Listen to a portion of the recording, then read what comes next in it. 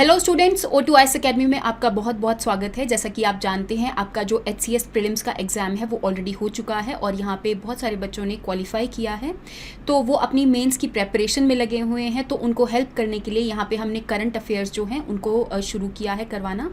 तो इससे पहले जून 2022 तक के जो करंट अफेयर हैं वो हमने ऑलरेडी प्रीलिम्स की प्रेपरेशन के दौरान कर लिए थे और यहाँ पर हमने जुलाई और अगस्त 2022 के करंट अफेयर्स को करना शुरू किया है। तो आज हमारा इस सीरीज़ के अंदर लेक्चर नंबर 4 है, जिसके अंदर हम स्पेस टेक्नोलॉजी को कवर करने वाले हैं। इससे पहले भी 3 लेक्चर्स ऑलरेडी हो चुके हैं। अगर आपने नहीं देखे हैं तो आप जाकर देख सकते हैं। शुरू करने से पहले अगर आपको इस वीडियो की PDF चाहिए रिवाइज करने के लिए, तो आप हमारी O2IS अकेडमी की ऐप को जाकर डाउनलोड कर सकते हैं। वहाँ पर आपको HCS मेंस के नाम से एक कोर्स मिल जाएगा, जिसके कि कंटेंट सेक्शन के अंदर आपको इन करंट अफेयर्स की जो PDF है वो मिल जाएगी। इसके अलावा आपको हमारी ऐप के ऊपर मेंस की टेस्ट सीरीज़, प्रीलिम्स की टेस्ट सीरीज़ और जो भी बच्चे आने वाले HCS एग्ज़ाम की प्रेपरेशन करना चाहते हैं तो उनके लिए भी यहाँ पे जो फाउंडेशन कोर्सेज हैं वो भी मिल जाएंगे। तो सबसे पहले हम बात करते हैं इसरो के पोएम मिशन के बारे में। अब पोएम है क्या यहाँ पर? तो इसरो ने एक मिशन को लॉन्च किया है जो कि PSLV द्वारा लॉन्च किया गया है। इस मिशन को इन्होंने पोएम मिशन इसलिए रखा है क्योंकि जो PSLV है वो एक 4 स्टेज लॉन्च व्हीकल है, जिसके अंदर यहाँ पे 4 जो फ्यूल स्टेजेस हैं उसको यूज़ किया जाता है, जिसमें से जो 3 स्टेजेस हैं वो अर्थ के ऊपर ही यूज़ होने के बाद अर्थ के ओशन वगैरह के ऊपर गिर जाती हैं। लेकिन इसमें से जो 4th स्टेज है उसमें से जो फ्यूल है वो यूज़ होने के बाद वो स्पेस के अंदर एज अ जंक के फॉर्म में बन जाती है। तो यहाँ पे स्पेस जंक में या फिर स्पेस डेब्रिस के अंदर ये सारी चीज़ें कॉन्ट्रीब्यूट ना करें, तो इसरो ने PSLV के 4th स्टेज के अंदर कुछ मॉडिफिकेशंस को किया है, जिसमें 4th स्टेज के ऊपर अलग अलग सेंसर्स वगैरह को लगाया गया, अलग अलग जो सोलर पैनल्स हैं उन सब चीज़ों को लगाया गया, लिथियम आयन बैटरीज वगैरह को लगाया गया, ताकि ये जो लास्ट स्टेज है वो एक तरह से एक्सपेरिमेंटेशन मॉड्यूल की तरह यूज़ हो जाए। तो इस वजह से इसका जो नाम है PSLV ऑर्बिटल एक्सपेरिमेंटल मॉड्यूल और पोएम मिशन रखा गया है। अब क्योंकि ये जो लॉन्च व्हीकल है PSLV, इसके द्वारा कुछ सैटेलाइट्स को भी लॉन्च किया गया है, जिसके अंदर जो 3 सैटेलाइट्स हैं वो यहाँ पे सिंगापुर की लॉन्च करी गई है। जिसमें से जो सबसे पहली सैटेलाइट है दैट इज़ सिंगापुर की एक अर्थ ऑब्जर्वेशन सैटेलाइट है, जो कि अर्थ से रिलेटेड अलग अलग कलर्ड पिक्चर्स को प्रोवाइड करने वाली है। जो सेकेंड यहाँ पे सिंगापुर की सैटेलाइट है दैट इज़ न्यूसार सैटेलाइट। न्यूसार सैटेलाइट जो है वो सिंथेटिक एपर्चर रेडार को यहाँ पर यूज़ करेगी, ताकि ये अर्थ के ऊपर जो अलग अलग ऑब्जेक्ट लोकेटेड हैं उनकी 3D पिक्चर्स बनाने के लिए ये जो सैटेलाइट है वो हेल्प करने वाली है।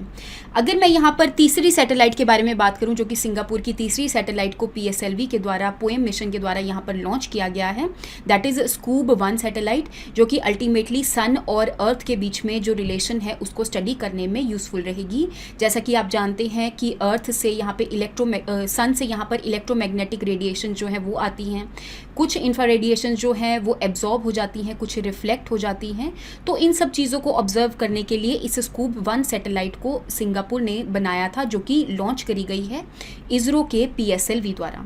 अब क्योंकि यहाँ पर मैंने ये सारी की सारी चीज़ें एक ही इमेज के अंदर यहाँ पर डाली हैं, जैसे कि जो PSLV है उसकी यहाँ पर 4 स्टेजेस आपको देखने को मिलेगी, जिसमें से जो 3 स्टेजेस होती हैं वो सारी की सारी जो फ्यूल है वो अर्थ के ऊपर ही स्पेंड हो जाता है, और अल्टीमेटली जो इसमें लास्ट स्टेज होती है जो कि स्पेस के अंदर स्पेंड होता है ये फ्यूल, और अल्टीमेटली तो इसकी जो स्पेंड आउट डेब्रीज है वो एक तरह से स्पेस डेब्रीज के अंदर कंट्रीब्यूट करती है या फिर स्पेस जंक के अंदर काउंट होती है।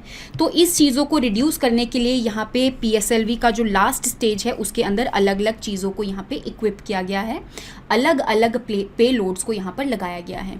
तो इन सारी की सारी चीज़ों के बारे में आपको पता होना चाहिए। इवन ये भी पता होना चाहिए कि ये जो PSLV द्वारा सैटेलाइट्स को लॉन्च किया गया है ये लो अर्थ ऑर्बिट के अंदर सतीश धवन स्पेस सेंटर द्वारा यहाँ पे लॉन्च किया गया है। नेक्स्ट न्यूज़ के बारे में यहाँ पे बात करते हैं कि नासा ने अपने एक पर्टिकुलर टेलीस्कोप द्वारा यहाँ पे अलग अलग इमेजेस को रिलीज़ किया है। अगर मैं इस टेलीस्कोप के बारे में बात करूँ, that is James Webb space telescope.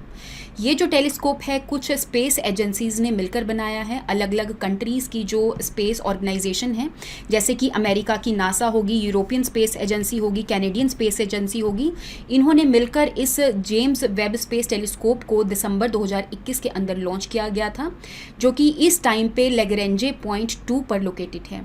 अब लैग्रेंजे पॉइंट 2 होता क्या है? अब जैसा कि आप जानते हैं कि जो सन है वो भी एक बहुत ज़्यादा बड़ा ऑब्जेक्ट है, एक तरह से आप कह सकते हैं एस्ट्रोनॉमिकल ऑब्जेक्ट है। अर्थ भी एक एस्ट्रोनॉमिकल ऑब्जेक्ट है। तो इन दोनों ऑब्जेक्ट्स की या फिर इन दोनों मासेस की अपनी अलग अलग ग्रेविटी होती है, लेकिन जो लैग्रेंजे पॉइंट होते हैं वहाँ पर जो इनकी ग्रेविटेशनल फोर्स होती है वो नेट आपको ज़ीरो देखने को मिलेगी। ना तो उसके ऊपर नेट सूर्य की जो ग्रेविटेशनल फोर्स है वो लगेगी, ना ही अर्थ की जो ग्रेविटेशनल फोर्स है वो लगेगी। नेट यहाँ पर ज़ीरो फोर्स होती है या फिर ज़ीरो ग्रेविटेशनल फील्ड होती है।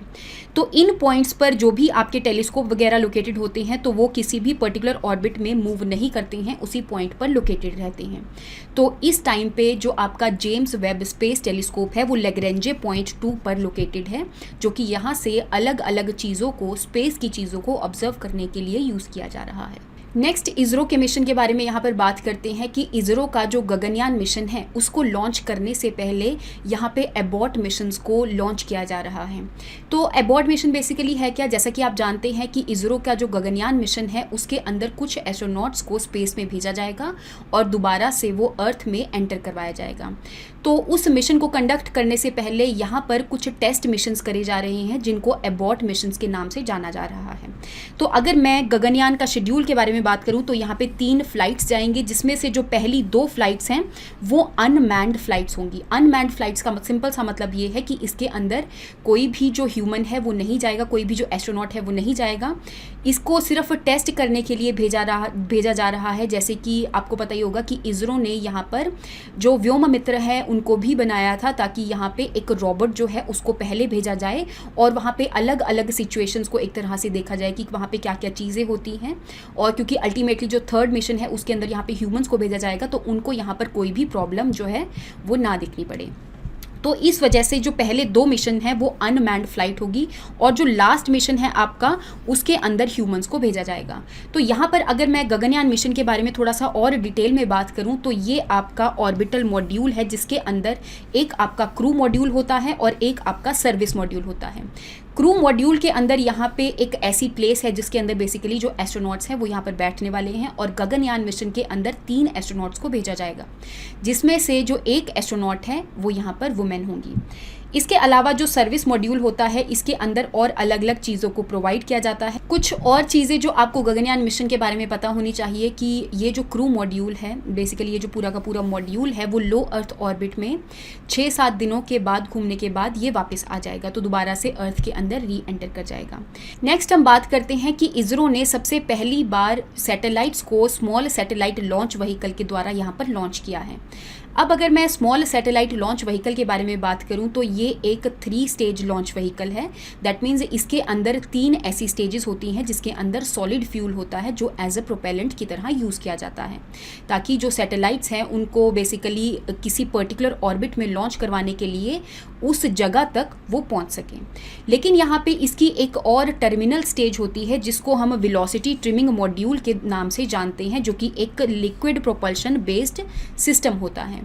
तो यहाँ पे जब इस स्मॉल सैटेलाइट लॉन्च व्हीकल को लॉन्च किया गया तो ये एक तरह से एस्टिमेट किया गया था कि जो वेलोसिटी ट्रिमिंग मॉड्यूल है वो बेसिकली 20 सेकंड तक यहाँ पर बर्न करेगा, लेकिन ये 0.1 सेकंड्स के अंदर ही बर्न करके जो सैटेलाइट्स को इसने किसी एक पर्टिकुलर सर्कुलर ऑर्बिटल में पहुँचाना था वहाँ तक ये नहीं पहुँचा पाया है।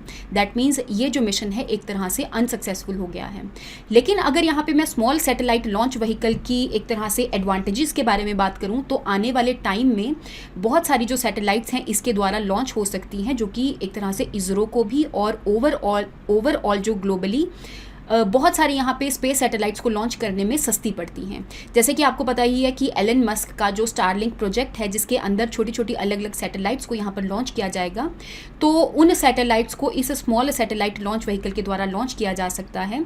इसका अगर मैं टर्न अराउंड टाइम के बारे में बात करूँ, टर्न अराउंड टाइम का सिंपल सा मतलब ये होता है कि एक जो लॉन्च व्हीकल है कितनी देर में बनकर तैयार हो जाता है और अल्टीमेटली उससे कुछ सैटेलाइट्स को लॉन्च किया जा सकता है। तो जो स्मॉल सैटेलाइट लॉन्च व्हीकल है उसका टर्न अराउंड टाइम जो है वो 72 आवर्स होता है, जो कि अब तक की लॉन्च व्हीकल में सबसे कम है। दूसरी तरफ अगर मैं पोलर सैटेलाइट लॉन्च व्हीकल के बारे में बात करूं तो उसका जो टर्न अराउंड टाइम होता है वो 2 महीने का होता है। दैट मीन्स एक बार अगर जो सैटेलाइट्स है पीएसएलवी द्वारा लॉन्च होगी तो अगली जो सैटेलाइट्स पीएसएलवी द्वारा लॉन्च करी जानी है वो 2 महीने बाद उनका नंबर आएगा। इन द सेम वे अगर मैं जीएसएलवी के बारे में बात करूं तो जीएसएलवी का जो टर्न अराउंड टाइम होता है वो 4 से 6 महीने तक जाता है। तो बेसिकली ये कॉस्ट इफेक्टिव पड़ता है एसएसएलवी, इसलिए यहाँ पे इसरो ट्राई कर रहा है कि हमारा जो एसएसएलवी है वो एक तरह से सक्सेसफुल हो जाए। अब यहाँ पे जो 2 सैटेलाइट्स जिनको एसएसएलवी द्वारा लॉन्च किया गया था इसके बारे में भी आपको पता होना चाहिए कि earth observation satellite number 2 and आज़ादी सैट। तो ये जो दोनों सैटेलाइट हैं अपनी पर्टिकुलर ऑर्बिट में अभी तक नहीं पहुंच पाई है, क्योंकि ये बेसिकली जो मिशन है वो अनसक्सेसफुल हो गया है। नेक्स्ट यहाँ पे न्यूज़ के बारे में बात करते हैं कि इंडिया अपनी सबसे पहली स्पेस सिचुएशनल अवेयरनेस ऑब्जर्वेटरी बनाने की यहाँ पर बात कर रहा है, जो कि उत्तराखंड के गढ़वाल रीजन में बनाई जाएगी।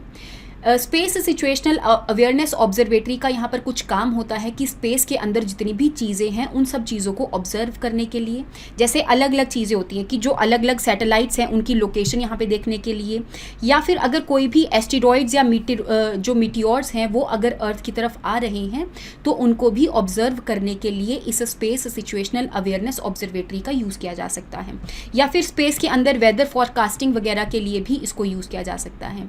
अभी तक इंडिया के पास ऐसी कोई भी ऑब्जर्वेटरी नहीं थी, ये इंडिया की सबसे पहली ऑब्जर्वेटरी होगी स्पेस के अंदर अलग अलग चीज़ों को ऑब्जर्व करने के लिए। इसके अलावा इंडिया ने और भी बहुत सारे ऐसे मिशंस को यहाँ पर लॉन्च किया हुआ है, जैसे कि मैं प्रोजेक्ट नेत्रा के बारे में बात करूँ, जो कि स्पेस के अंदर जो स्पेस डेब्रीज है उसके ऊपर आई रखने के लिए, जिसको अभी प्लान किया जा रहा है कि इसको लॉन्च किया जाएगा। इसके अलावा अगर मैं और कुछ चीज़ों के बारे में बात करूँ कि स्पेस के अंदर अलग अलग चीज़ों को ऑब्जर्व करने के लिए अभी तक हमारे पास क्या सिस्टम था, तो यहाँ पर हमारे पास रेडार सिस्टम था जो कि आंध्र प्रदेश के अंदर लोकेटेड था, जहाँ पे हम स्पेस के अंदर अलग अलग चीज़ों को ऑब्जर्व करते थे।